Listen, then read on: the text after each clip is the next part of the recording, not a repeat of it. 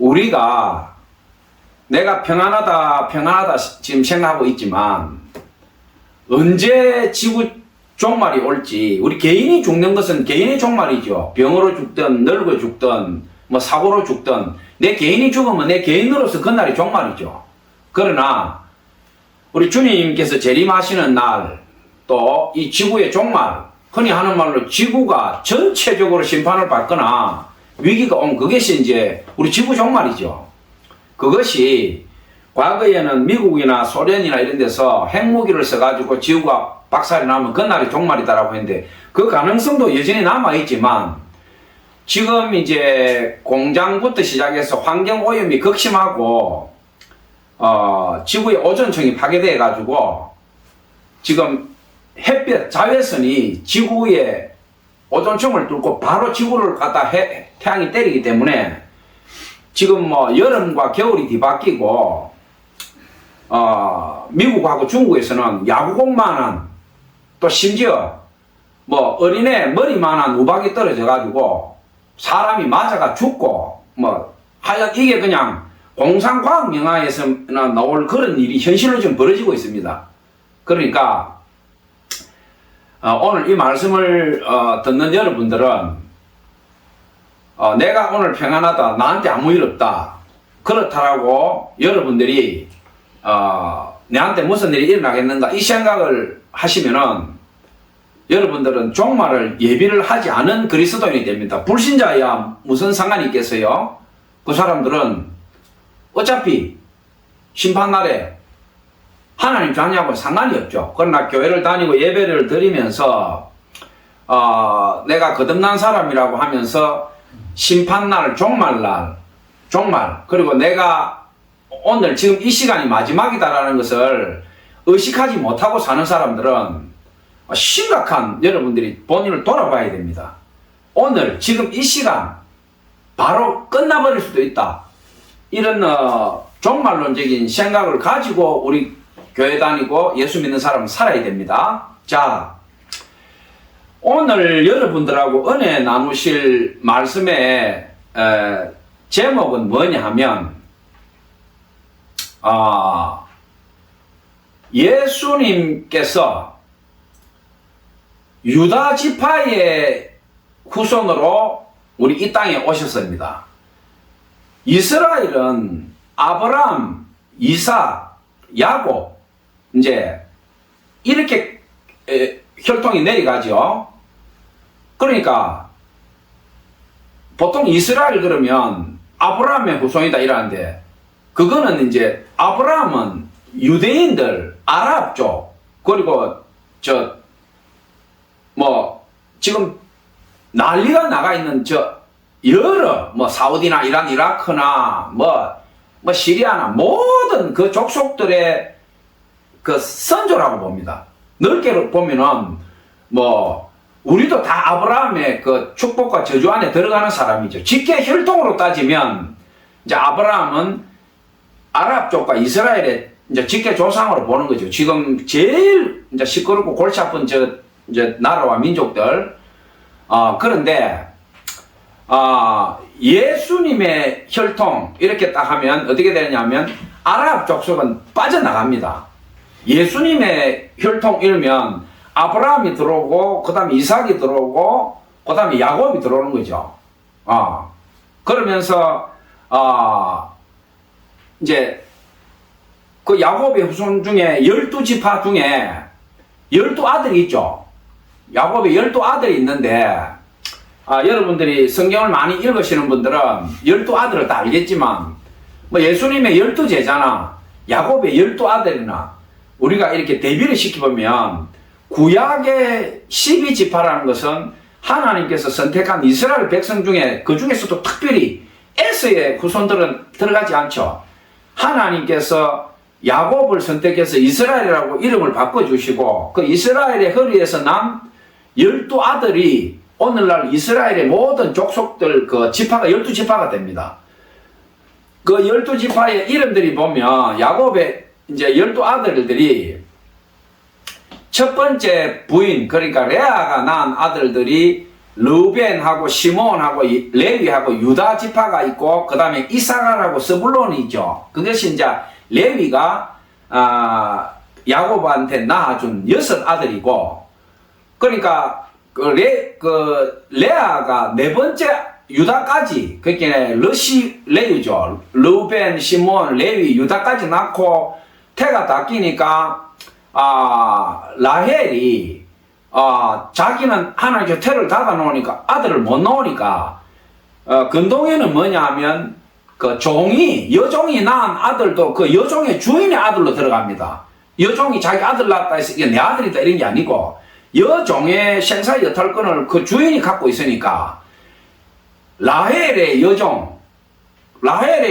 여종이 그러니까 빌하죠. 빌하가 이제 라헬은 지가 애를 못 낳으니까 자기 여종을 갖다가 야곱한테 같이 동침해라 해가지고, 그러면 거기서 애 나오면 그 자기 아들이 되니까, 그러니까 자기 언니가 4명이나 아들을 놓았는데 자기는 하나님이 태를 닫아 놓으니까 질투하고 이제 이 모멸감, 옛날에는 아들을 못 놓는 여자는 저주받은 여자라고 했어요. 그러니까 이 라헬이 야곱이 자기를 제일 사랑하는데 아무리 누워자도 애가 안 생기니까 이 라헬이 막 나를 죽이라고 야곱한테 덤벼들죠. 애를 놓게 하든지 나를 죽이든지 해라고 하니까 야곱이 하나님 일을 내가 대신하겠느냐 이러면서 이제 사랑하지만 그 라헬을 꾸짖고, 그 와중에 이제 라헬이 질투를 못 이겨가지고 자기 여종 빌하를 야곱하고 이제 동침하게 해서 거기서 이제 나오는 게 단하고 납달리가 나옵니다. 2 아들이 나오죠. 그렇게 나오고, 또 이제 레아도 어떻게 됩니까? 레아도 자기 이제 아들 4명 낳고 하나님이 더 안 주니까 라헬이 아들 2을 뽑아 놓으니까 레아도 눈이 돌아가가 이제 자기 여종 실바를 갖다가 또 야곱하고 동침하게 해가지고 거기서 태어난 자식이 갓하고 아셀이 태어납니다. 갓, 아셀. 그러니까 어떻게 됩니까? 레아가 4명 놓고 그 다음에 2 여종이 또 4명 놓고 8명이 된 거죠. 그러고 난 뒤에 하나님이 레아를 불쌍하게 보고 또 태를 여니까 레아한테서 또 자식이 2이가 태어납니다. 이사갈하고 스불론이 또 레아에 이제 자식이 태어나죠. 그리고 이제 마지막으로 어떻게 되느냐 하면 이제 하나님께서 그 태를 닫았던 라헬이 하나님 앞에 자기가 이제 회개하고 눈물로서 기도를 하니까 하나님이 라헬의 그 눈물의 기도를 듣고 불쌍히 보시고 라헬의 이제 자궁 태를 열어가지고 라헬한테도 2 아들을 줍니다. 그 아들이 성경에 이제 너무나 유명한 요셉하고 베냐민이 나옵니다. 요셉으로 인해서 이스라엘이 애굽에 종살이 하면서 멸망할 건데 요셉이 애굽의 총리로 이제 팔려가고, 총리로 팔려간 게 아니죠.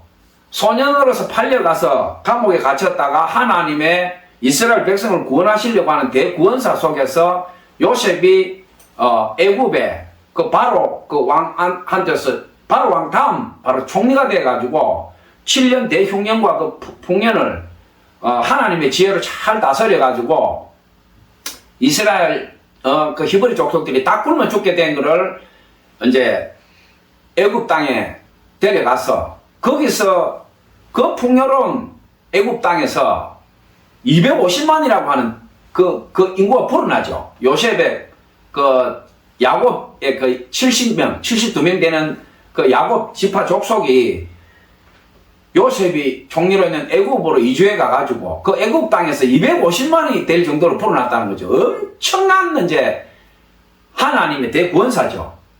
그러니까 제가 오늘 여러분들하고 은혜를 나누고자 하는 것은 뭐냐면 야곱의 12지파가 오늘날 이스라엘 12지파가 되고 이스라엘 민족이 됐는데 야곱의 첫 번째 아들이 르우벤입니다. 르우벤.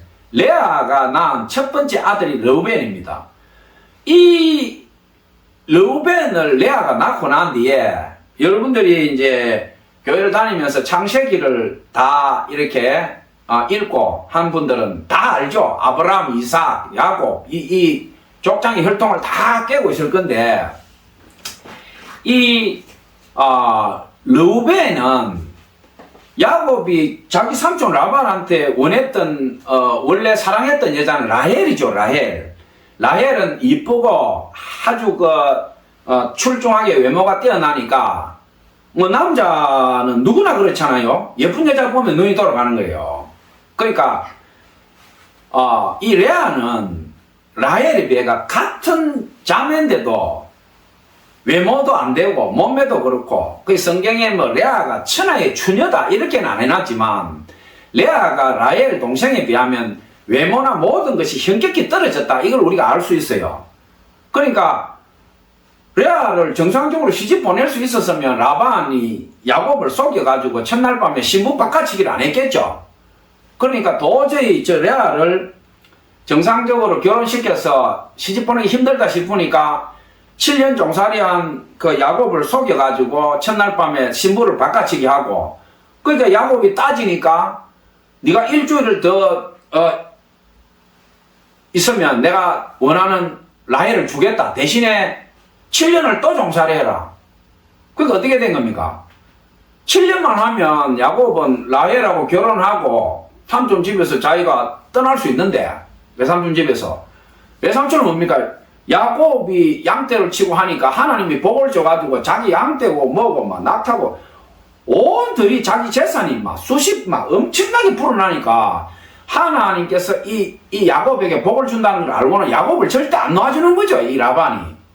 그러니까 어떻게 해서든지 이 야곱을 붙들고 있어야 이 복이 있으니까 그러면서 이제 신부 바꿔치기를 하고 라헬을 준다라는 조건 안에 7년을 더 봉사해라. 그러니까 이제 애시당초 약속은 7년 하면 라헬을 데리고 결혼하고 자기는 떠나면 되는데 첫 번째 배달 사고가 나가지고 못생긴 레아가 들어와가지고 이제 책임을 져야 될 상황이 됐고 7년이 또 연기됐죠.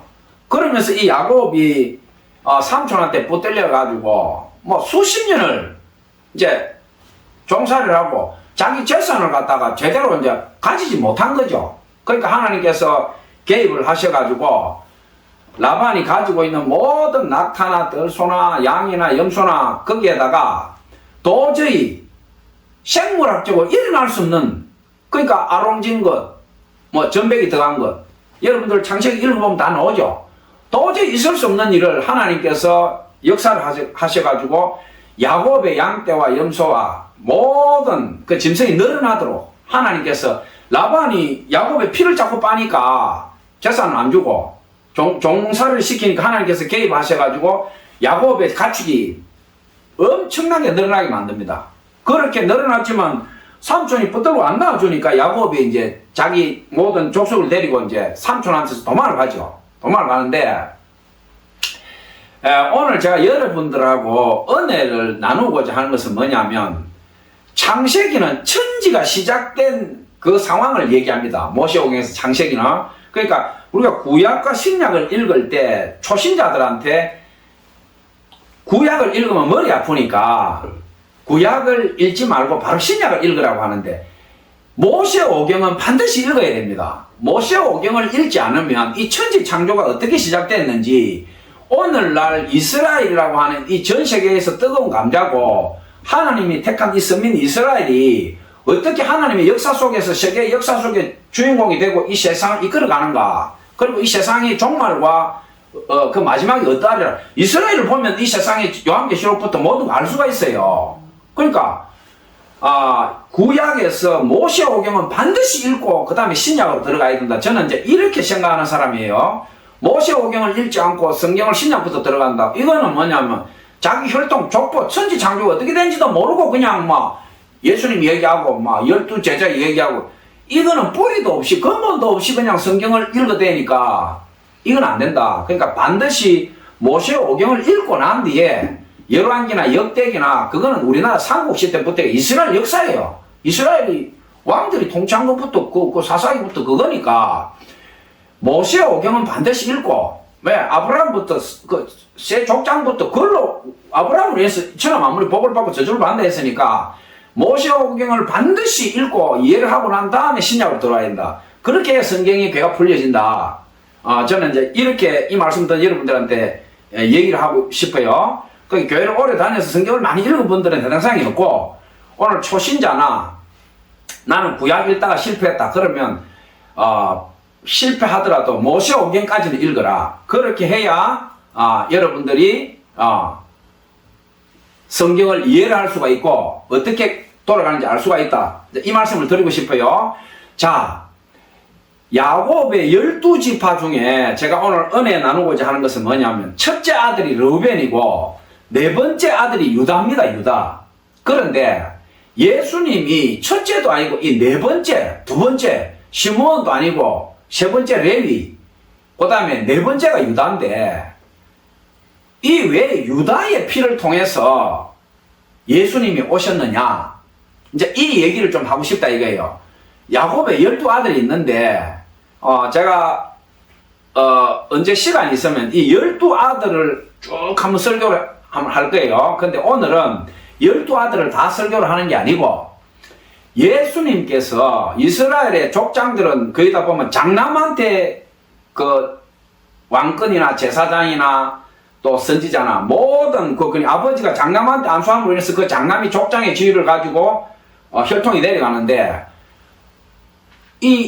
오늘 보면 예수님께서 첫째 아들 르우벤도 아니고 둘째 시므온도 아니고 셋째 이사갈도 아니고 셋째가 이사갈, 셋째가 레위죠. 제사장 지파.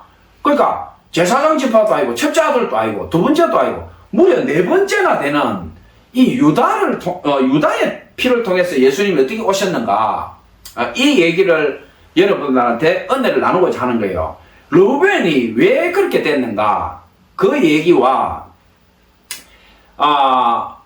창세기를 다 읽어보면 알겠지만 제가 오늘 초장에 야곱의 12아들 얘기하면서 두 여인, 그게 못생기고 도저히 남자로서 매력이나 어떤 사랑할 만한 외모를 가지지 못한 불쌍한 레아와 또 외모가 탁월한 미인이고 모든 남자에게 보는 순간 사랑을 느끼게 하는 라헬, 이 라헬이 낳은 아들은 요셉하고 베냐민 둘뿐이고 못생긴 첫째 부인 레아가 낳은 아들은 6에다가 그 종이 낳은 아들 둘까지 하면 8이죠. 8명이고 또 라헬의 여종이 낳은 게 2명이니까 이 12아들 중에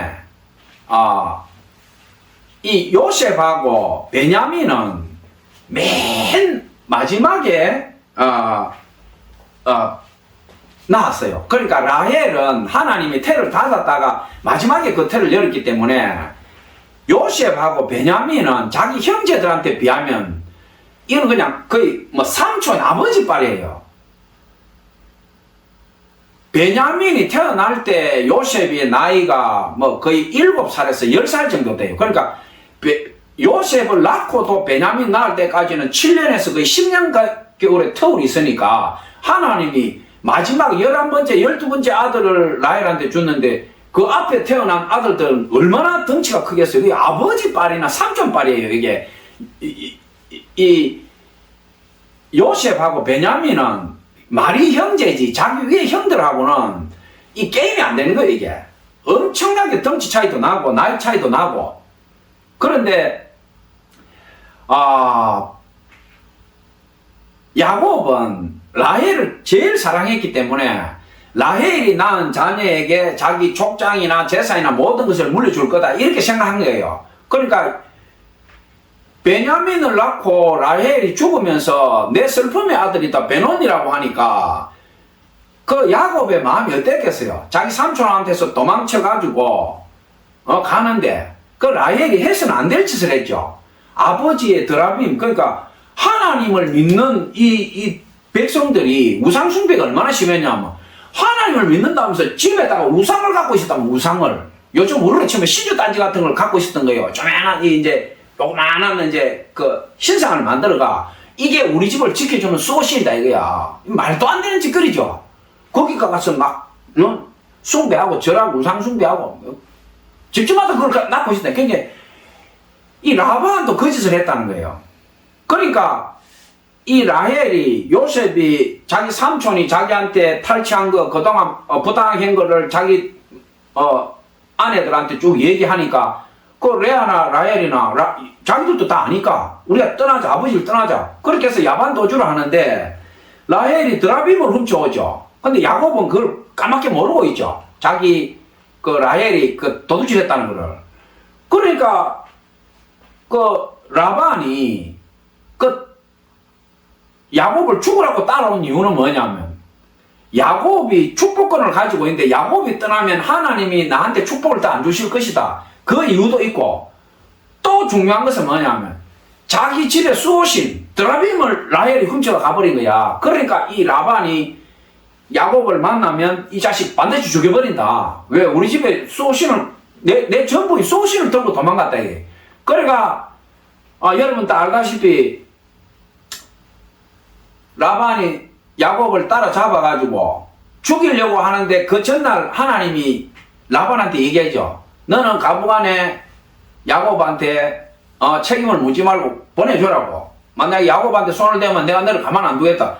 그러니까 하나님께서 라반한테 그렇게 하시지 않았으면 라반은 당연히 야곱을 죽였겠죠. 그러니까 하나님이 두려우니까 라반이 야곱을 죽이지 못하고, 왜? 야곱을 죽여버리면 전부 자기 거니까. 야곱만 죽여보고 나면 자기 딸이고 그 태어난 손주들이고 이런 거는 자기가 다 끌고 자기 집으로 가버리면 전부 자기 소유니까. 라반이 그런 깨를 가지고 야곱을 죽이려고 했지만 하나님 개입하는 바람에 야곱을 못 죽인 거죠. 못 죽였는데 라헬이 왜 죽느냐. 야곱은 라헬이 드라빔을 훔쳐온 줄 몰랐어요. 그러니까 해서는 안 되는 말을 한 거죠. 누구든지 삼촌의 그 드라빔을 훔친 자는 반드시 죽으리라고 저주를 해버린 거예요. 그러니까 그 말을 하니까 하나님 그 말을 들어버렸다 말이야. 그러니까 라헬이 결국 저주를 받아 죽는 거죠. 드라빔을 훔치고. 그러니까 우리가 말을 얼마나 조심해야 되느냐. 그러니까 도망을 가다가 길에서 라헬이 베냐민을 놓으면서 죽는데 내 슬픔의 아들이라고 하니까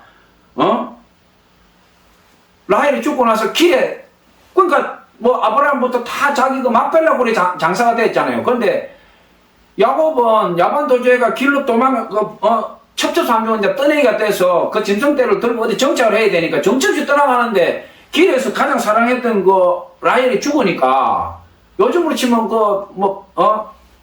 예수님 태어난 그 어떤 이스라엘 그 근처죠, 이제. 그 길에 이제 묻은 거예요. 길에 묻고 얼마나 사랑했으면 돌비석을 씌어가 라헬의 무덤이라고. 이스라엘 보면 지금도 라헬의 그 묻힌 그 정확한 위치를 모르지만 이게 라헬이 묻힌 땅이다라고 이제 이스라엘인들이 다 이제 그걸 알고 있어요, 그 길을. 그러니까 이스라엘의 어떤 어머니를 얘기할 때는 신약에 보면 라헬의 곡소리 이래 나오죠. 레아의 곡소리라고 얘기 안 합니다. 왜냐하면 야곱이 라헬을 그만큼 사랑했기 때문에 이스라엘의 어머니라면 보통 이제 라헬 보통 이렇게 얘기하죠. 야곱이 죽도록 사랑했던 여자.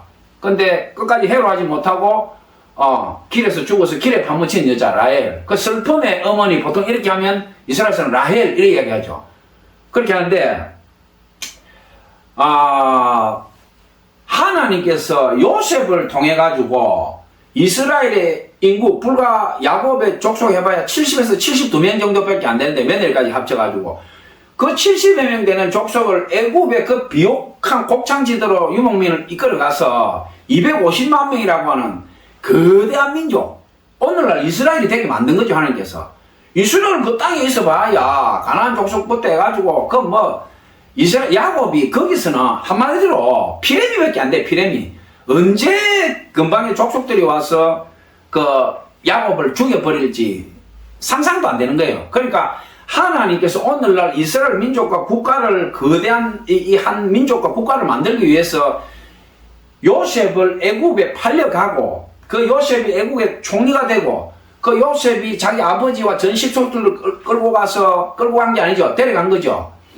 그 라셀 땅, 그 비옥한 땅에 가가지고 250만 명이나 되는 그 대군, 여자 어린애들 빼고 그 대군이 될 때까지 430년, 450여간에 그렇게 거대한 민족과 국가가 되도록 만들어가지고 오늘날 하나님께서 택한 선민, 영원한 불이 꺼지지 않는 유다의 족속들, 오늘날 이스라엘도 지금 전 세계 속에 존재하고 있는 거죠, 이 땅이. 근데 요셉이 애굽에 팔려가는 그 과정에 제가 오늘 여러분들하고 은혜를 나누고자 하는 게 르우벤과 유다가 딱 나타납니다. 창세기 37장. 제가 오늘 본문을 여러분들에게 두 절을 먼저 읽어드리고 그 다음에 또 창세기 37장부터 여러분들에게 42장, 43장 그리고 필요하면 나머지 장도 조금 언급을 하고 오늘 설교를 이렇게 마치려고 합니다. 오늘 설교의 제목은 뭐냐면 르우벤과 유다가 있는데 야곱의 12아들 중에 르우벤과 유다가 있는데 예수님께서 유다의 피를 타고 이 땅에 오셨다. 그러면 르우벤과 유다의 차이는 뭔가? 오늘 이제 르우벤과 유다의 영적인 차이 이제 이거예요. 이제 제가 말씀드리고 싶은 것은 예수님은 어떻게 해서 유다의 피를 타고 이 땅에 오셨나? 그리고 르우벤과 유다는 야곱의 12아들 중에 어떤 차이가 있느냐? 르우벤은 당연히 족장의 지위로서 왕권 선지자 그 아버지 야곱한테 축복권을 받아야 되는데 르우벤은 왜 장남인데 떨어져 나가버리고 유다는 두 번째, 세 번째도 아니고 네 번째 아들 아니에요? 네 번째 아들이고 자기 며느리 다말하고 물론 며느리가 이제 변장을 한 건 있지만 자기 며느리 다말하고 동침을 해가지고 자식까지 넣고 성경에 보면 이거 뭔가 은혜스럽지 않은데 이 유다의 피를 타고 어떻게 예수님이 이 땅에 오셨는가? 여러분들 그런 생각하실 수 있을 거예요. 그래서 제가 오늘 이 창세기 37장을 가지고 여러분들에게 중요 대목을 몇 개 짚어드리고 창세기 42장이나 43장을 몇 군데 이제 짚고 그 다음에 예수님이 어떻게 해서 유다의 피를 타고 이 땅에 오셨는가 이걸로 좀 마무리를 하고 싶어요. 자, 창세기 37장 창세기 37장을 여러분들 성경이 있는 분들은 이렇게 쭉 한번 같이 성경을 펼쳐놓고 저랑 같이 한번 가보십시다. 자, 제가 빨리 좀 읽으면서 중요 대목을 몇 개 짚고 넘어가도록 하겠습니다. 자,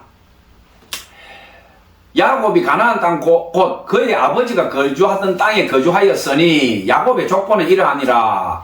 요셉이 17세의 소년으로서 그의 형들과 함께 양을 칠 때에 그의 아버지 아내들 빌하와 실바의 아들들과 더불어 함께 있었더니 그가 그들의 잘못을 아버지에게 말하더라. 제가 앞에 말한 12지파의 그 어머니와 실바와 빌하부터 나오죠. 요셉이 그러니까 17살이었다는 거예요. 17살. 그러면 베냐민은 몇 살 정도 되겠습니까? 한 7살, 10살 정도 되겠죠. 베냐민은 완전히 꼬맹이고 요셉이 17살이었다. 요셉은 노년에 얻은 아들이므로 이스라엘이 여러 아들들보다 그를 사랑하므로 그를 위하여 채색 옷을 지었더니 그러니까 요셉하고 베냐민은 그 형들보다 월등히 어린 데다가 베냐민을 놓고 라헬이 죽었으니까 얼마나 그 두 아들이 눈에 밟혔겠어요. 어머니도 없이 위에 형들은 막 덩치가 커가지고 이 두 동생을 보면 엄마가 틀리니까 배다른 형제가 그 가만 놔두겠어요? 아버지 몰래 지어받고 막 이 새끼 하면서 걷어차고 그렇게 당연히 했을 거 아니에요. 아니, 엄마가 있어야 지켜주는데 아버지는 족장이니까 돌에 나가거나 바깥에서 지휘를 하고 있고 그럼 안에 엄마가 없는데 엄마 없는 애 둘 그거 핏덩어리 둘이는 그 형들이 구박하는 거는 당연한 거 아니겠어요? 그러니까 야곱이 그 애 둘이 불쌍하니까 사랑하는 라헬이 낳았으니까 요셉하고 베냐민한테는 어떻습니까? 비단 옷을 입었다니 채색고 아주 아름다워 너. 그러니까 형들이 볼 때 얼마나 눈꼴 싫고 보기 싫겠어요. 자기들은 양이나 치고 일하는데 요 막내 두 놈은 일도 안 하고 비단 옷 입고 집에서 알랑거리고 있으니까 눈이 가시 아니겠어요? 창세기 37장 4절에 그의 형들이 아버지가 형들보다 그를 더 사랑함을 보고 그를 미워하며 그에게 편안하게 말할 수 없었더라. 당연하지요. 요셉이 꿈을 꾸고 자기 형들에게 말하며 그들이 더욱 그를 미워하였더라. 요셉이 그들에게 이르되 청하건대 내가 꾼 꿈을 들으시오. 우리가 밭에서 곡식 단을 묻더니 내 단은 일어서고 당신들의 단은 내 단을 둘러서서 절하더이다. 그의 형들이 그에게 이르되 내가 참으로 우리의 왕이 되겠느냐, 참으로 우리를 다스리겠느냐 하고 그의 꿈과 그의 말로 말미암아 그를 더 미워하더니, 이 뭐 당연하죠. 안 그래도 미운데 이런 소리를 하는데 얼마나 요셉이 미웠겠어요. 요셉이 다시 꿈을 꾸고 그의 형들에게 말하여 이르되 내가 또 꿈을 꾸은즉 해와 달과 11별이 내게 절하되이다. 이건 뭐 그냥 매를 버는 거죠. 매를. 하나님께서 요셉에게 앞으로 될 일을 보여줬지만 요셉이 17이니까 무슨 철이 있겠어요. 그냥 이런 꿈을 꾸고 아버지나 뭐 엄마는 죽고 없으니까 아버지 내가 이런 꿈을 꿨는데 이렇습니다 하면 아버지한테만 조용히 이야기했으면 이놈 자식 버릇없이 형들한테는 그런 말 하지 말아라. 야곱이 그렇게 했을 텐데 17이니까 막 천지 동서남북을 모르고 막 떠드는 거죠 지금. 그러니까 창세기 37장 10절에 그가 그의 꿈을 아버지와 형들에게 말하며 아버지가 그를 꾸짖고 아버지도 꾸짖죠. 이제 요셉한테 이놈 자식 버르장머리 없이 그에게 이르되 너가 꾼 꿈이 무엇이냐. 나와 내 어머니와, 자기 어머니 죽고 없죠. 나와 내 어머니와 내 형들이 참으로 가서 땅이 없더래 내게 절하겠느냐. 절했죠. 뒤에 하나님께서 앞으로 되어질 일을 예언 꿈으로서 현몽으로서 보여준 건데 뭐 사람들은 앞으로 될 일을 모르니까 그의 형들은 시기하되 그의 아버지는 그 말을 간직해 두었더라. 다르죠. 야곱은 요셉이 말하니까 자기 형들이 있으니까 형들 앞에서는 꾸짖었지만 하나님께서 얘한테 앞으로 될 일을 꿈으로 주었구나 이야기하고 있잖아요. 창세기 37장 11절에 그의 형들은 시기하되 그의 아버지는 그 말을 간직해 두었더라. 야곱이 자기 가슴에 요셉이 한 말을 딱 넣어놨다 이거예요. 하나님께서 얘를 통해서 무슨 일을 하겠구나. 그러니까 창세기 37장 12절에 그의 형들이 세겜에 가서 아버지 양떼를 칠 때에 이스라엘이 요셉에게 이르되 내 형들이 세겜에서 양을 치지 아니하느냐. 너는 너를 그들에게로 보내리라. 요셉이 아버지에게 대답하되 내가 그리 하겠나이다. 이스라엘이 그에게 이르되, 여기서 이스라엘이라는 것은 야곱이죠. 야곱이 그들에게 이르되 그에게 이르되 내 형들과 양떼가 다 잘 있는지를 보고 돌아와 내게 말하라 하고 그를 헤브론 골짜기에서 보내니 그가 세겜으로 가니라.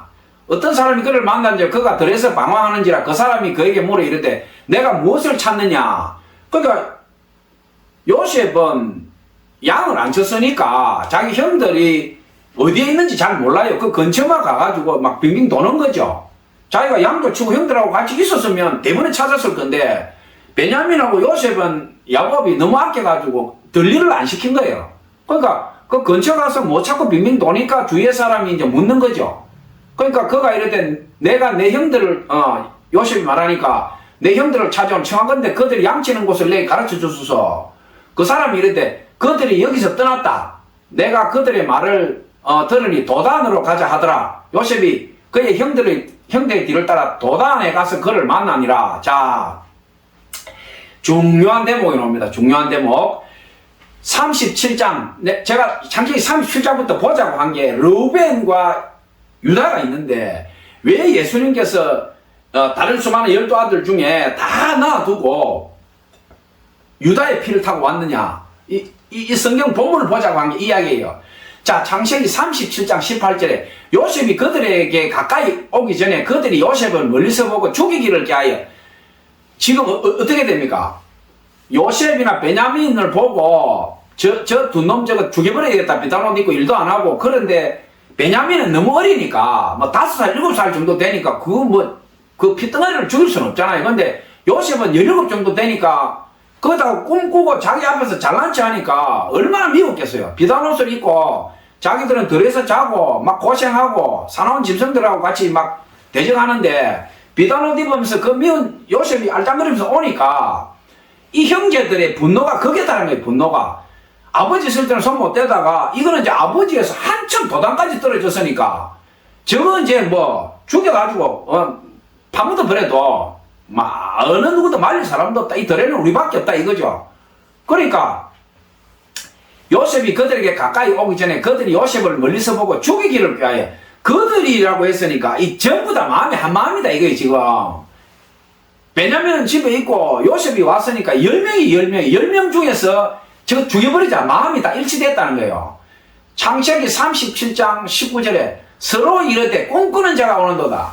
자, 그를 죽여 한 구덩이에 던지고 우리가 말하기를 악한 짐승이 그를 잡아먹었다 하자. 그의 꿈이 어떻게 되는지 우리가 볼 것이나 하는지라.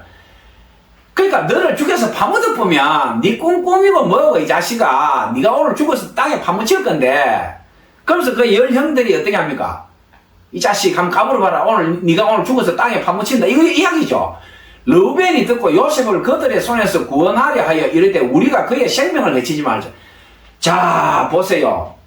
르우벤이 다르죠. 10명 중에 맏아들이 다른 형제들은 죽이지 않은데 르우벤이 요셉을 살려주려고 바로 직결적으로 얘기합니다. 르우벤이 듣고 요셉을 그들의 손에서 구원하려 하여 이르되 우리가 그의 생명을 해치지 말자. 르우벤이 바로 얘기하죠. 죽이지 말자. 창세기 37장 22절에 르우벤이 또 그들에게 이르되 피를 흘리지 말라. 그를 광야 그 구덩이에 던지고 손을 그에게 대지 말라 하니 이는 그가 요셉을 그들의 손에서 구출하여 그의 아버지에게로 돌려보내려 함이었더라. 다른 형제들은 죽여서 땅에 파묻자고 하는데 르우벤은 뭐라 그럽니까? 그 애 피를 흘리지 마라. 죽이지 마라. 구덩이에 넣자 그냥. 어떻게 형제간을 우리가 죽이겠느냐. 피를 흘리겠느냐. 르우벤은 생각이 있었죠. 구덩이에 넣어놓으면 나머지 형제간 10명은 이 새끼가 구덩이에 빠지면 죽을 거다. 굶어가. 근데 르우벤은 어떻게 생각했냐면 너희들이 구덩이에 넣어놓으면 내가 몰래 가서 요셉을 끌어올려가 살릴 것이다. 이 생각한 거죠. 르우벤이. 그러니까 르우벤은 어떻습니까? 의롭죠. 창세기 37장 23절에 요셉이 형들에게 이르매 그의 형들이 요셉의 옷, 곧 그가 입은 채색 옷을 벗기고 그 비단 옷을 벗겼다는 거죠. 빨아벗겼다는 거죠. 그를 잡아 구덩이에 던지니 그 구덩이는 빈 것이라 그 속에 물이 없었더라. 자, 여기서 르우벤의 생각이 조금 차이가 있습니다. 이 근동의 그 구덩이에는 독사도 있고 물이 고여 있을 수가 있어요. 그러니까 르우벤은 그 생각까지 못한 거예요. 마침 그 구덩이에 물도 없고 독사가 없었으니까 요셉이 그 구덩이에 빠져서 살았지. 그 구덩이에 보통 보면 독사가 있거나 물이 고여 있으면 요셉이 구덩이에 빠지는 순간에 바로 죽은 거죠. 근데 요셉이 죽으면 안 되니까 그 구덩이에 마침 물도 없었고 독사도 없었던 거죠. 그러니까 쉽게 말하면 말 그대로 구덩이, 빈 구덩이였다 이게요. 하나님의 은혜가 있었던 거죠. 그러니까 창세기 30장 25절에 유다가 자기 형제에게 이럴 때 우리가 우리 동생을 죽이고 자, 제가 르우벤하고 유다를 이제 보자라고 한 게 바로 이 대목입니다. 르우벤은 구덩이에 넣자 해가지고 구덩이에 들어갔어. 이제 이 요셉이. 자, 르우벤 소원대로 구덩이에 들어간 거예요. 르우벤이 말을 안 했으면 죽였겠죠, 그 형제들이. 근데 르우벤은 어떻게 했습니까? 죽이지 말고 구덩이에 넣자. 이런 거예요. 그러니까 형제들도 가만히 생각하니까 자기 제일 큰 형이고 또 어쨌든 자기 형제니까 우리가 직접 피를 흘리고 죽이는 것보다 구덩이에 넣어놓으면 이 새끼 죽겠지. 뭐 형 말이 맞는 것 같다. 구덩이 집어넣은 거예요. 그런데 구덩이에 딱 넣고 난 뒤에 유다가 어떻게 하느냐. 유다가 자기 형제에게 이르되 이제 네 번째 아들 유다가 얘기합니다. 우리가 우리 동생을 죽이고 그의 피를 덮어둔들 무엇이 유익할까? 유다는 어떻게 생각합니까? 르우벤은 직접 죽이지 말고 구덩이에 넣자. 그러면 이제 다른 형제는 어떻게 됐냐? 이 새끼 구덩이에 빠지면 굶어가지고 죽을 거다. 이제 이런 생각인데 유다는 어떻게 생각했냐? 오늘 얘기하죠. 우리가 우리 동생을 죽이고 그의 피를 덮어둔들 무엇이 유익할까? 유다는 르우벤도 똑같이 이제 너가 이제 죽도록 말아 죽도록 할 거라고 생각했죠. 큰 형도. 근데 르우벤은 내가 뒤에 빼줄 거다 이 생각했는데 유다는 어떻게 생각하냐? 동생이 이어나오면 죽을 거다 이거야 유다가. 그러니까 유다가 뭘 하냐? 37장 27절에 자 그를 이스마엘 사람들에게 팔고 그에게 우리 손을 대지 말자. 그는 우리의 동생이요 우리의 혈육이니라 하며 그의 형제들이 청종하였더라. 유다가 뭐라고 합니까? 여기 이스마엘이라는 것은 유명한 아랍 상인들이죠. 그러니까 그 당시에도 아랍 상인들이 막 싸움하고 돌아다니면서 장사를 했다며. 그러니까 이스마엘 사람들, 그러니까 아랍의 상인들이 마침 그걸 지나가니까 유다가 뭐라냐? 여기 구덩이 열어가지고 인마가 죽어버리면 우리가 그 죄책감도 있고 우리 형제 아니냐 아무리 미워도 그럼 이놈을 죽이지 말고 끌어올려서 우리가 팔아버리자. 그러면 죽이지는 않은 거 아니냐? 이래 이야기하니까 형제간들이 처음에는 다 때려 죽이자고 했는데 르우벤이 구덩이에 넣자 하니까 직접 피를 흘리고 죽이는 것보다는 그냥 죽게 하는 게 낫겠다. 그리고 구덩이 집어넣는데 유다가 또 거기서 또 말을 또 자기 의견을 내놓죠. 야, 너가 우리가 직접 안 죽여도 얘가 말라 죽든지 여기서 굶어 죽으면 우리가 그 죄책감을 어떻게 감당하겠느냐. 그냥 팔아버리자. 팔아버리면 죽지는 않고 노예로 팔려갔으니까 우리가 살인은 아닌가 했냐. 그 형제간들이 가만히 생각하니까 아이 르벤 생각도 괜찮고 유다 생각도 들어보니 이것도 괜찮단 말이야. 이 새끼 팔려가보면 없어져 보고 그러면 이 자식 미운 자식 팔려갔으니까 이제 아버지는 뭐 울기고 그러면 이 자식 노예로 팔려갔으니까 영원히 우리한테 못 온다. 그러니까 유다의 그 안건대로 된 거예요.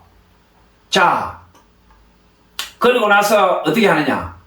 이 형제간들이 요셉이 짐승한테 뜯겨 죽었다면서 야곱한테 가니까 이 뒤에 창세기 37장 35절에 야곱이 얘기하죠. 그의 모든 자녀가 그를 위로하되 그가 위로를 받지 아니하여 이르되 내가 슬퍼하며 서울로 내려가 이제 아들에게 가리라 하고 그의 아버지가 그를 위하여 울었더라. 자, 창세기 37장 마지막 절 36절이 그 미디안 사람들, 그 아라비아 상인들이죠. 그를 애국에서 바로의 신하대장 보디발에게 팔았더라. 자, 창세기 37장이 이렇게 끝이 납니다. 12아들 중에 요셉이 미움을 받았다가 들에 양치는 형들한테 갔다가 붙잡혀가 옷을 빨아벗기고 형들이 죽이려는 걸 1차로 르우벤이 구해주고 2차로 유다가 어떻게 합니까? 구덩이에 나오면 죽는다. 얘가 죽으면 그 피가 우리가 하나님 앞에서 하나님 우리를 어떻게 보겠느냐. 우리 형제를 죽이는 것보다 팔아버리자. 그러니까 유다는 어떻게 합니까? 르우벤은 자기 생각이 있었단 말이에요. 구덩이에 너가 넣어놓고 너가 다 가버리면 내가 몰래 가서 쟤를 끄집어낼 거다. 그런 생각인데 르우벤보다 유다가 여기서는 어떻게 됩니까?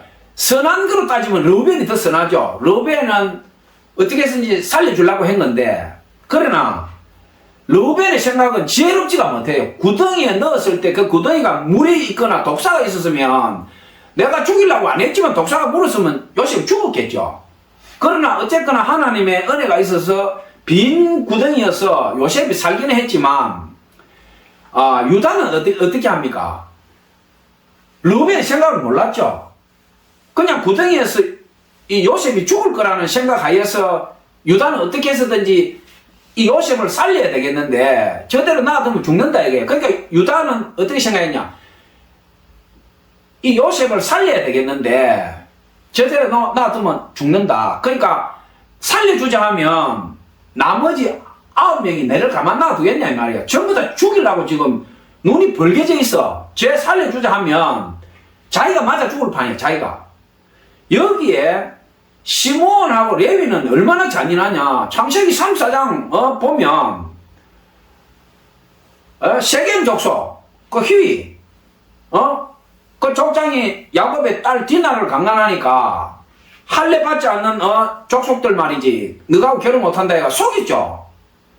할례 받고 전신에 끙끙 앓고 있는데 시므온하고 레위가 어떻게 합니까? 칼을 들고 가서 그 남자들 다 죽이고 짐승들 노래하고 여자들 다 빼앗고 약탈하고 난리가 납니다. 야곱이 그것 때문에 혼비백산을 해가지고 밤중에 보따리 사고 또 도망을 갑니다. 왜? 자기들은 떠내기 이방인인데 그 지방에 살던 토족 부족민을 갖다가 남자를 죽이고 여자를 갖다가 빼앗고 짐승을 다 빼앗았으니 그 주위에 있던 부족들 가만 안 놓겠어요? 굴러온 돌이 박힌 돌을 빼는데 거기에 제일 선두에 있었던 자가 누구냐? 시므온하고 레위 족속이에요. 르우벤 바로 두 번째 형제 동생이야. 그러면 유다가 저 살려주자 이랬을 때 이 시므온이나 이 레위가 다혈질에다가 툭하면 칼 들고 설칠 이런 이 급한 성정인데 기껏 눈에 가시 같은 요셉을 잡아간다 다 죽이게 됐는데 말이야. 유다가 살려주자 이랬으면 유다도 같이 죽였을 거 아니에요. 그러니까 유다가 살려주자 소리를 못하고 유다는 이때 뭐라고 했냐. 쟤를 팔아버리자. 그러니까 유다가 지혜가 있죠. 바로 살려주자면 내까지 죽일 거다. 그런데 마침 르우벤 형이 구덩이에 빠졌는데 구덩이에 물도 없고 독사도 없어가 요셉이 살았다. 밑에서 살려달라고 감 지르니까 이 자식 그대로 나오면 죽으니까 요셉의 운명은 하나님께 맡기자. 유다는 그렇게 생각한 거예요. 아라비아 상인한테 팔아버리자. 팔아버리면 노예로 끌려가지만 생명은 건질 거 아니냐. 유다는 그렇게 생각한 거예요. 그러니까 유다의 생각대로 팔려가 버린 거야. 요셉이 생명은 건지고 팔려간 거죠. 자, 38장 한번 봅시다. 창세기 38장에 보면 1절에 그 후에 유다가 자기 형제들로부터 떠나 내려가서 아둘람 사람 히라와 가까이 하니라. 유다가 거기서 가나안 사람 수아라는 자의 딸을 보고 동침하니. 자, 38장은 유다가 이방 여자하고 누워 자고 자녀를 얻는 장면이 나와요.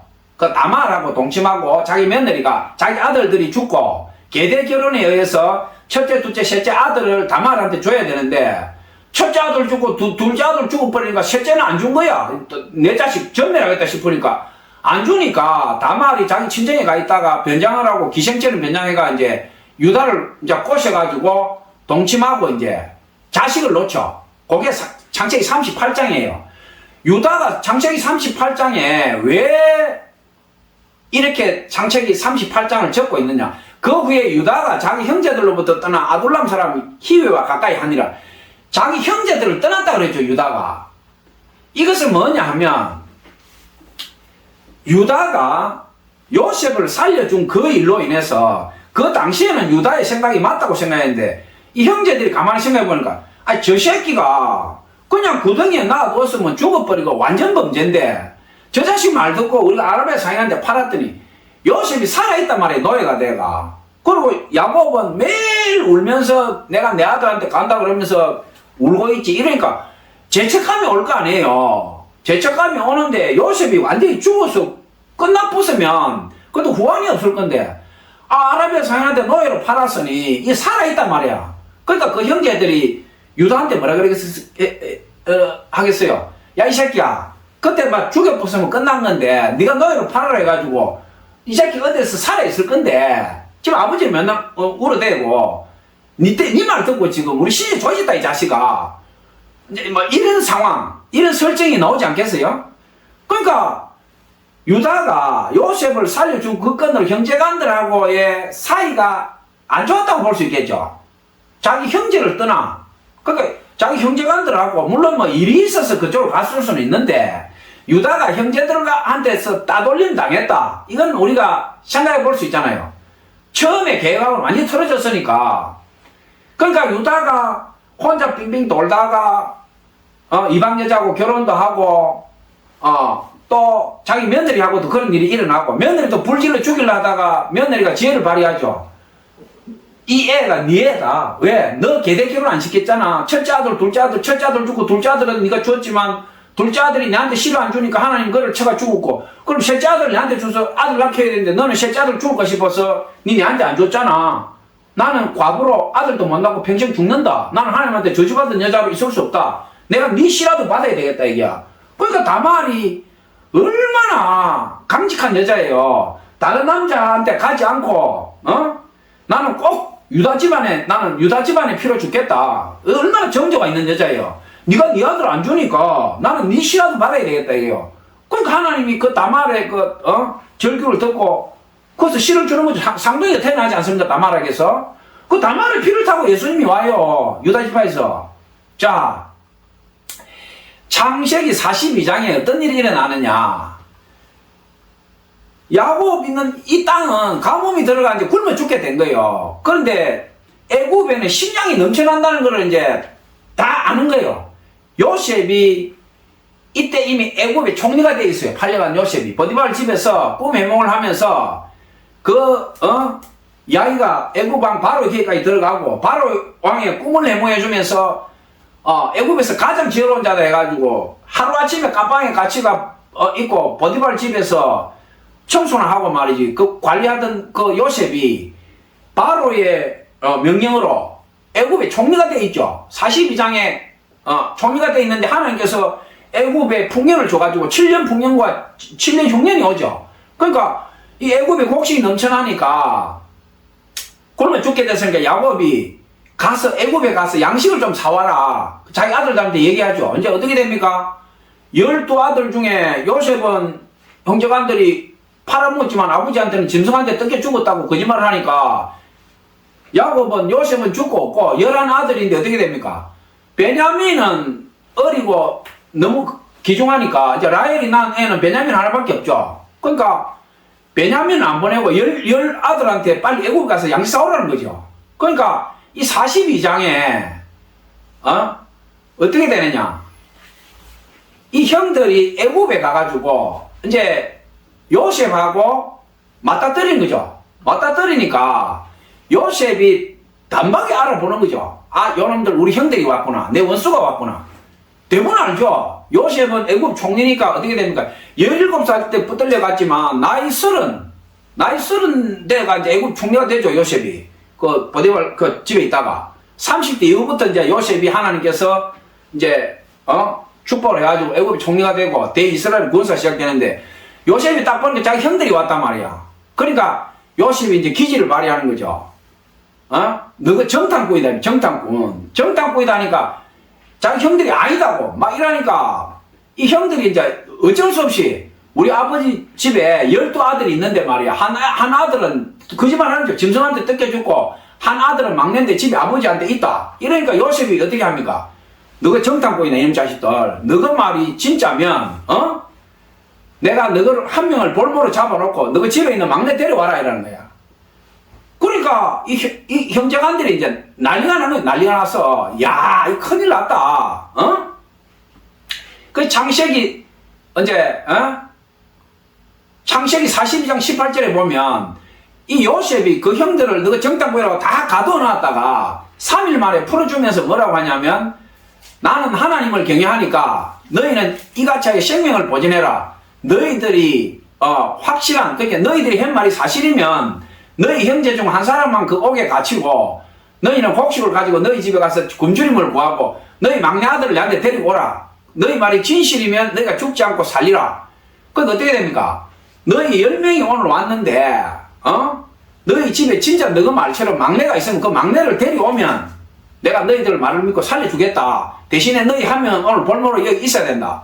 자, 이렇게 얘기하니까 창세기 42장 21절에 그들이 서로 말하되 우리가 아우의 일로 말미암아 범죄하였도다. 그가 우리에게 애걸할 때에 그 마음의 괴로움을 보고도 듣지 아니하였으므로 이 괴로움이 우리에게 임했도다.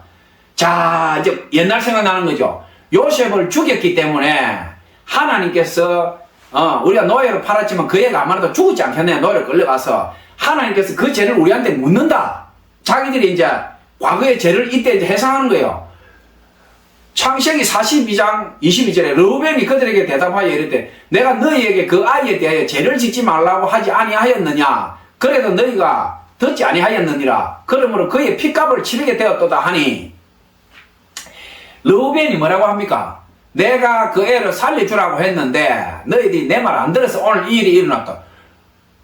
아니, 르우벤 말대로 했잖아요. 안 죽이고 구덩이 던졌잖아. 구덩이 던졌으면 이 르우벤도 할 말이 없죠.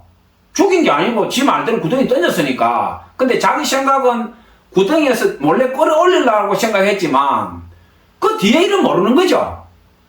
그러니까 시몬이 여기서 42절에 잡혀가 볼모로 되어 있고 이제 이들이 다시 돌아가죠. 자기 야곱한테 돌아가는데, 자 43장에 보면 곡식이 또 떨어지니까 금방 가져온 거 금방 먹고 떨어지니까 이 야곱이 이제 애굽에 가서 또 사오라 했는데 또 사오라 했는데 42장이 어떻게 되느냐 하면 야곱한테 이제 시몬이 붙잡혀 있으니까 한 아들 시몬 왜 안 왔냐 하니까 나머지 아들들이 그 애굽 총리가 우리를 정탐꾼이라고 생각하고 말이야 막내 아들 데리고라 했다. 막내 아들 안 데리고 오면 시몬도 죽고 우리는 거기 가서 양식을 살 수 없다. 이제 이래 된 상황이죠.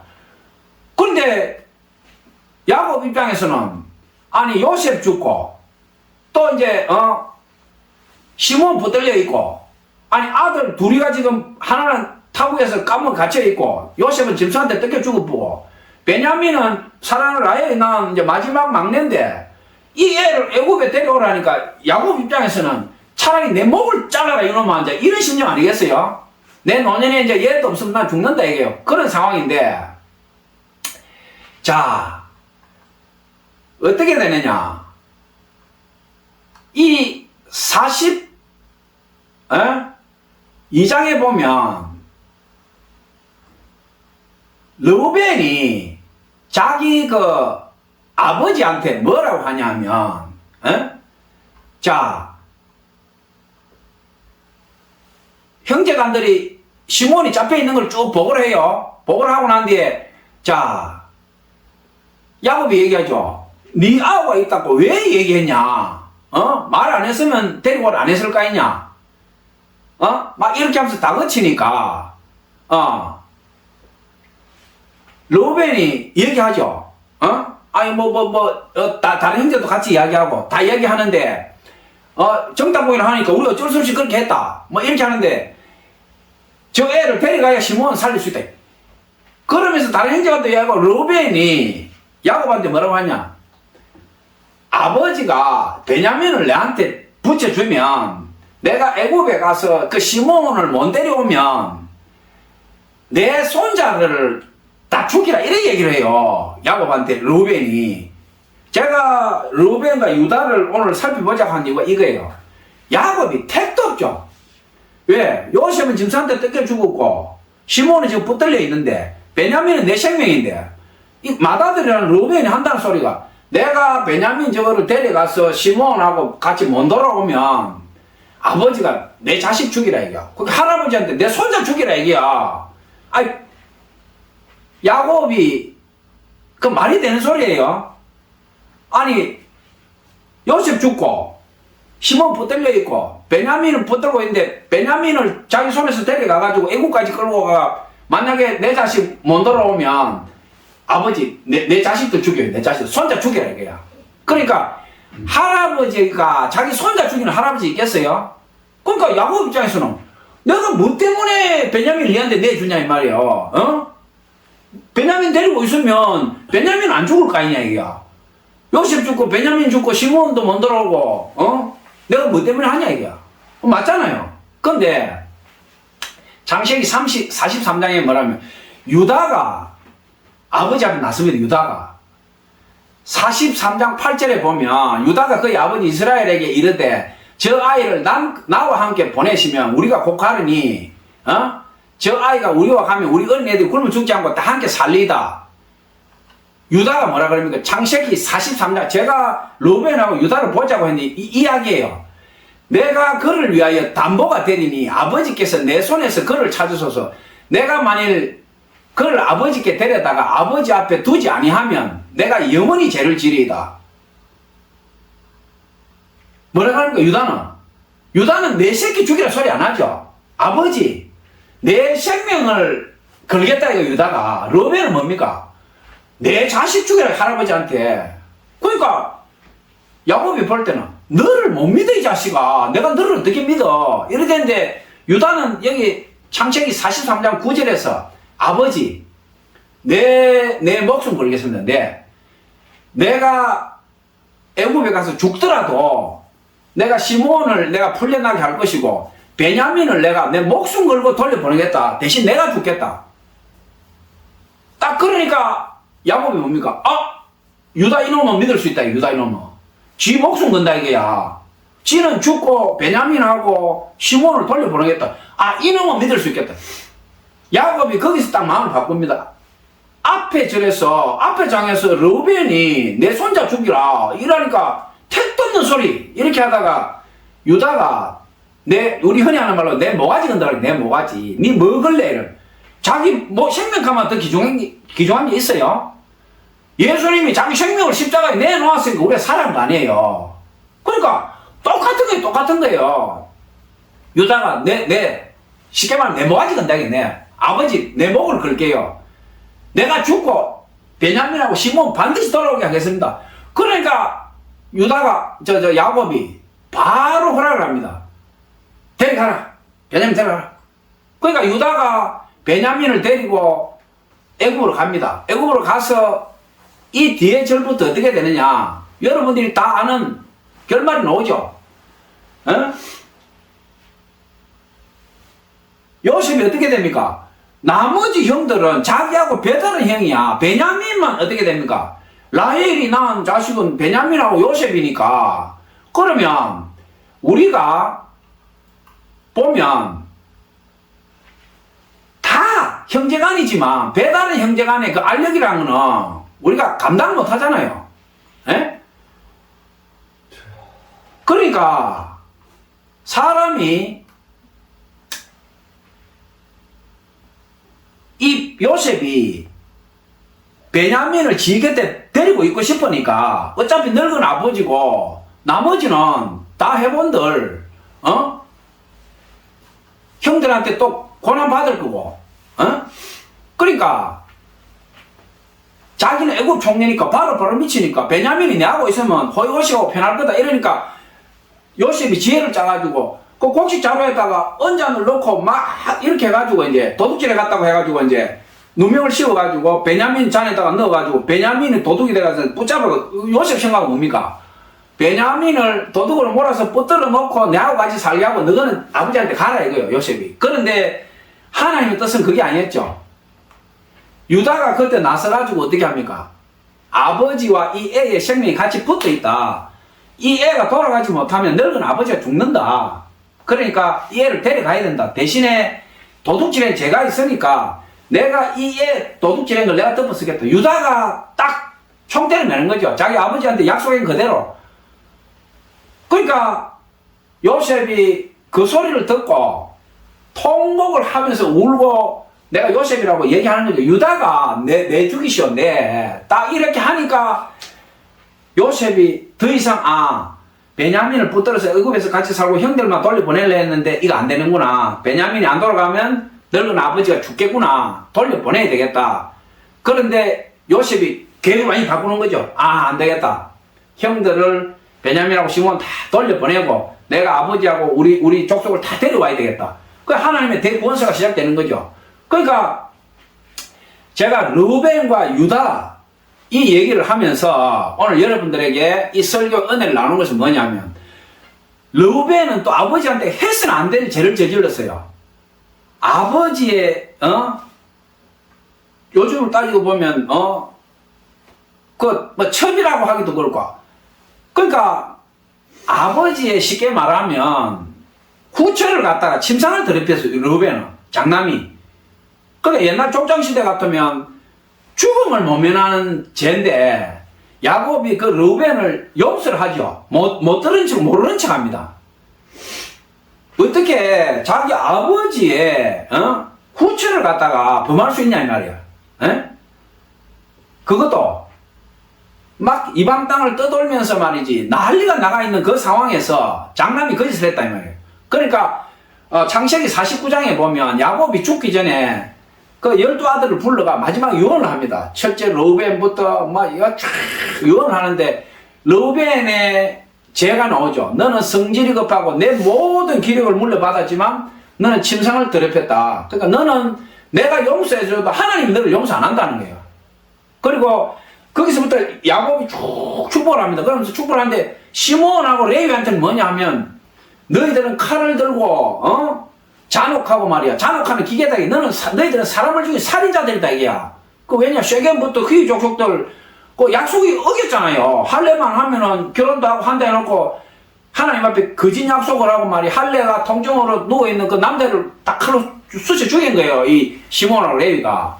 그러니까 야곱이 축복해서 그 빼봅니다. 시몬하고 너희들은 잔혹한 살인 기계다 이놈들아. 하나님 축복이 너희들한테 가지 않는다. 근데 시몬은 그대로 저주를 받고 레위 족속은 어떻게 됩니까? 모세오경에서 보면 모세가 시내산에서 십계명 들고 내려올 때 너희 형제가 형제를 아비가 자식을 자식 아비를 서로 죽이려 했을 때 레위 족속이 3,000명 가까이를 갖다 집행을 했어요. 그러니까 모세가 레위 족속을 축복을 합니다. 너희들이 오늘 하나님 마음을 시원겠다. 그러니까 이 레위 족속들은요 하나님 앞에 그 충성된 그것 때문에 그 제사장 지파가 돼서 내려가죠.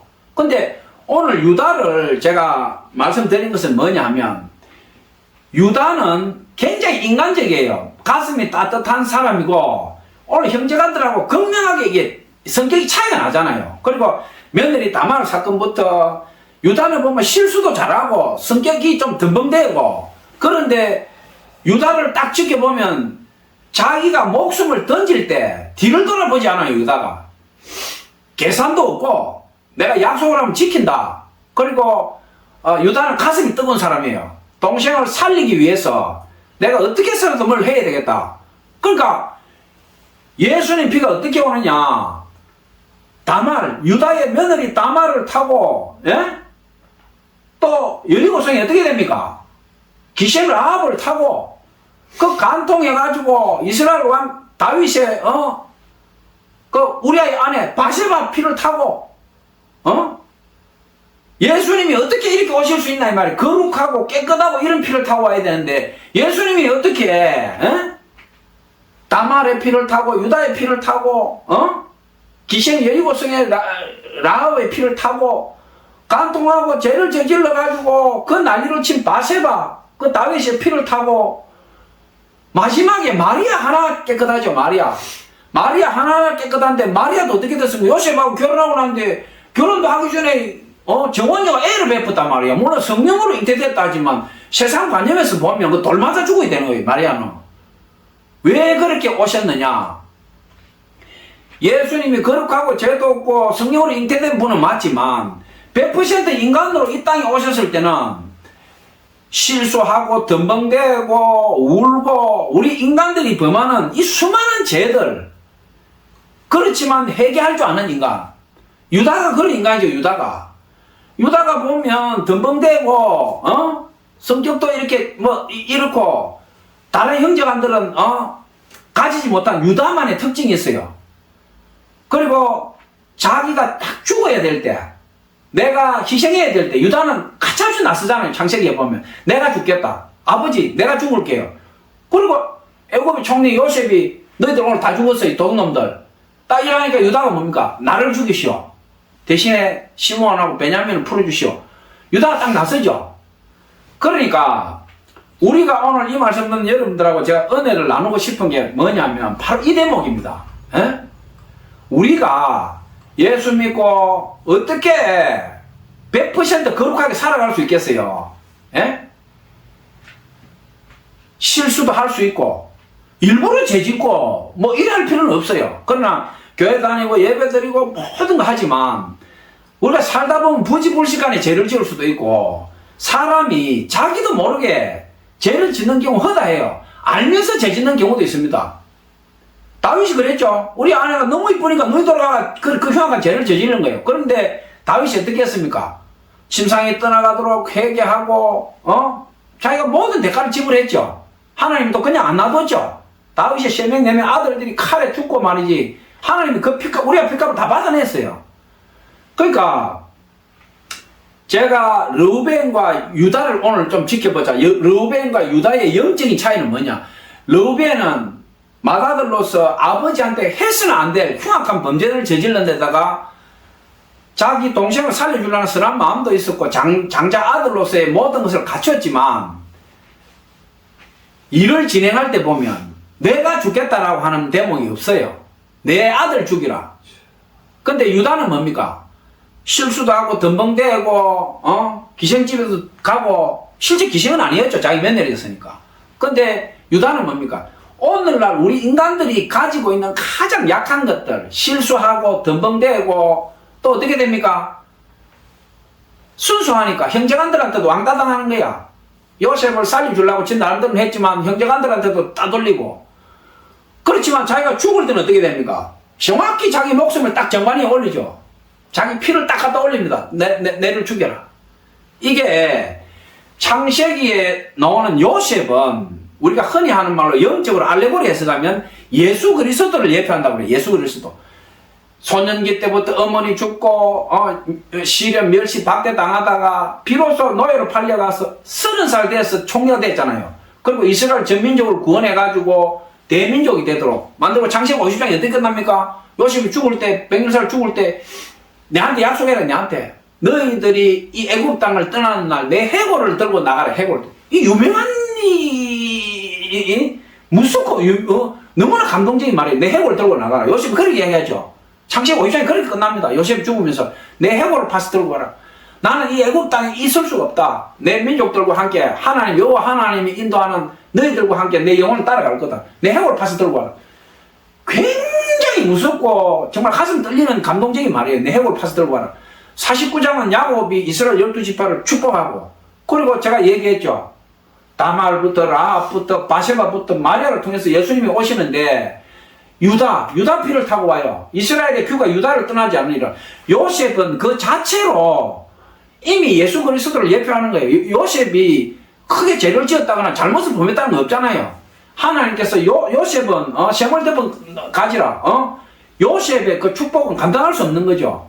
요셉이 그렇게 이스라엘 백성을 강대하게 만들고 오늘날 민족과 국가를 만들어준 예수님을 예표하는 그런 인물이라면, 유다는 뭐냐? 우리 인간들, 보통 인간들이 가지고 있는 온갖 허물이라든지 실수라든지 덤벙대는 것, 모든 걸 갖고 있지만 마지막 순간에 회개하고 내가 죽겠다. 하나님, 제 모든 걸 다 하나님 재단에 올리겠습니다. 하나님 저를 치하소서. 제 모든 피를 올립니다. 유다한테 그게 있었어요. 유다한테. 그러니까 뭡니까? 찬송하니 찬송. 내 피와 살과 뼈와 모든 걸 불살라서 하나님 찬송합니다. 유다의 이름이 찬송이에요. 찬송. 그러니까 예수님이 유다를 통해서 온 거예요. 의원한테, 건강한 사람한테 의원이 필요 없다. 의원이. 예수님께서 그렇게 다말이나 라합이나 바세바나 결혼하기 전에 임신해가지고 돌 맞아 죽어야 되는 그 마리아의 피를 통해서 이 땅에 오신 것은 뭐냐면, 우리에게 생명이란 것은 이런 것이다. 너희들이 선악과를 따먹고 이 땅에서 어떻게 거룩하게 깨끗하게 살겠느냐. 너희들 대신 내가 죽고 내 피가 이 온 천지사방 우주를 덮었으니까 나를 믿고 회개하고 너희들 영원한 하늘나라로 올라오느라. 내가 어떤 피를 타고 왔느냐? 다말, 라합, 바세바, 마리아, 유다. 내가 이 피를 타고 이 땅에 왔지 않느냐? 나를 봐라. 그러니까 너희들도 할 수 있다. 하나님 앞에서 거룩한 백성이 되고 거듭난 자 되어서 너희들 정말 이 세상 여행 끝났을 때 정말 유다처럼 원 없이 한도 없이 그렇게 나한테 와라.